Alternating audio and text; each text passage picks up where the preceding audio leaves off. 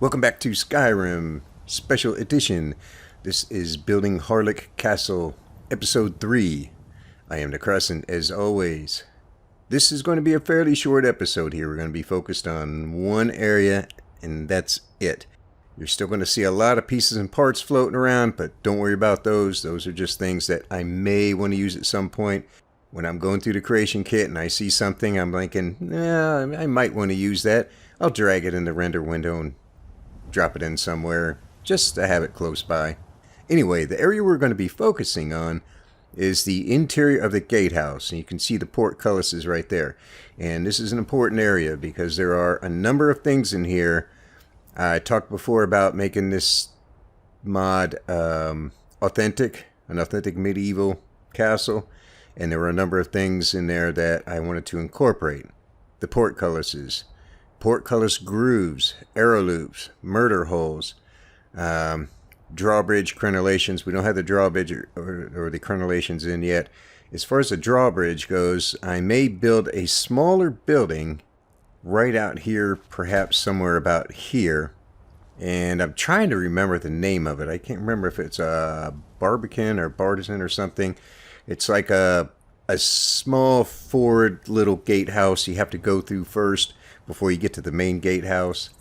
I should have looked up the name of that, but I may put something like that here, and you'll go through that and then onto the drawbridge, and there'll be a nice little deep little ditch right here, so you have to go through that other building to get to here, but that's for a later date. Right now we are focusing on the gatehouse. Now, normally, you would not be able to open a portcullis from the outside. That would kind of defeat the purpose, but, you know, this is a player home, after all. So,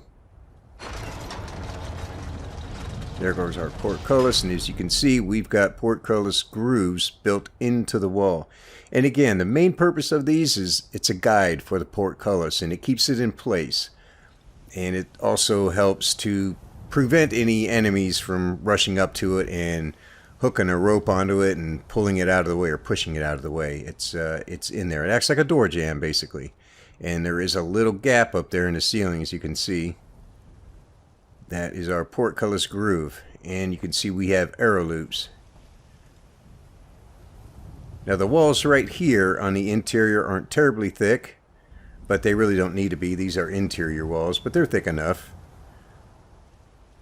Portcullis grooves. Arrow loops here and here. And we look up top, we've got murder holes. Two of them right there, two of them right there.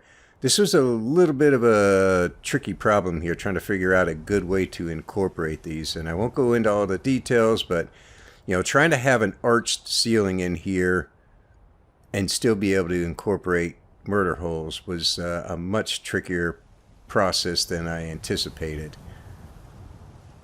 But they are there, and the arrow loops, by the way, they are, I guess you could say, functional. Not that you're ever going to need to use them, but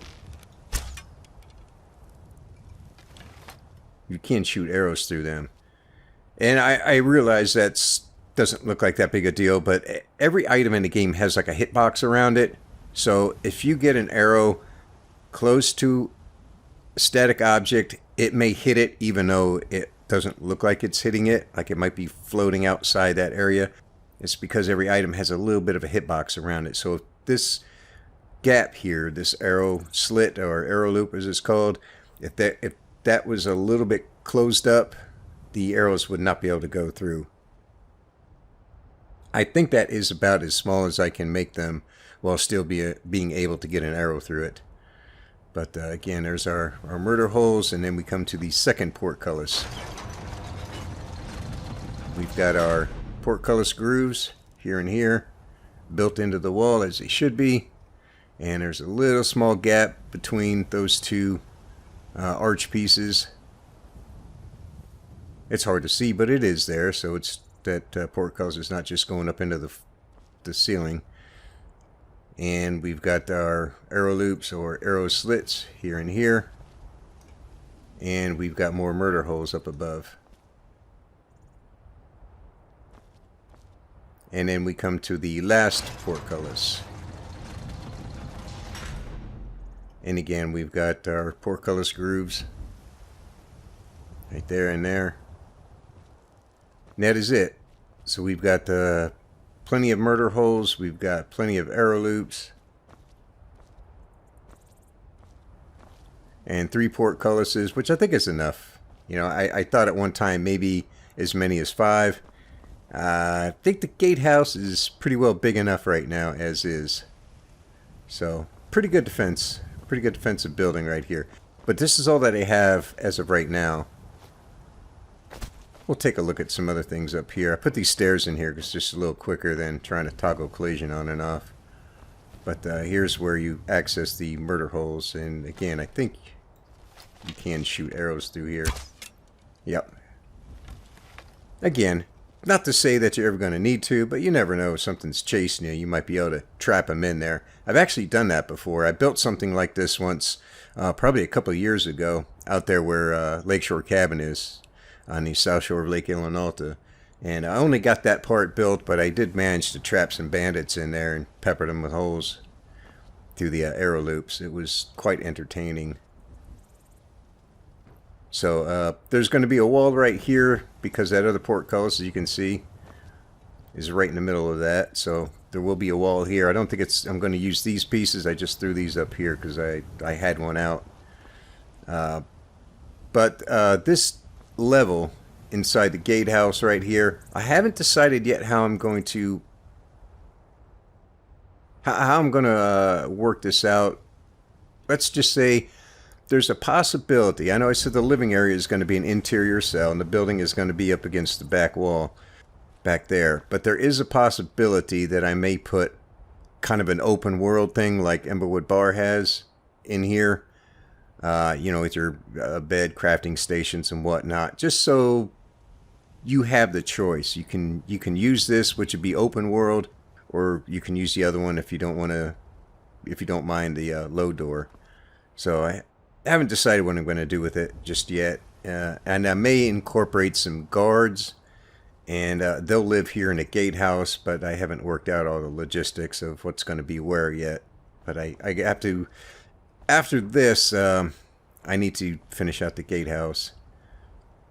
It still needs a lot of work. The floor's got to be done here. There's going to be a lower floor, probably, and then the ground floor.